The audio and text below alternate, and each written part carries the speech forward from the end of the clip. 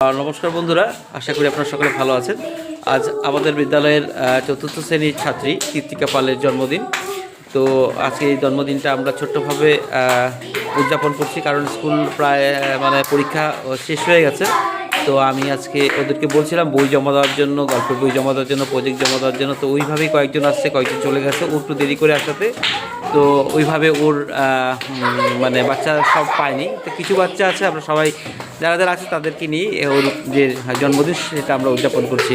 আর ওকে আপনারা আশীর্বাদ করবেন, ওর উজ্জ্বল ভবিষ্যৎ যেন হয় সেটা কামনা করবেন।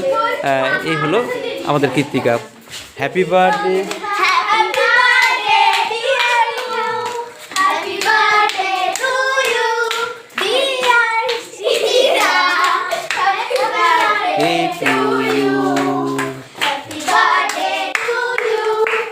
তো এখানে ভিডিও সমাপ্ত করলাম, ধন্যবাদ।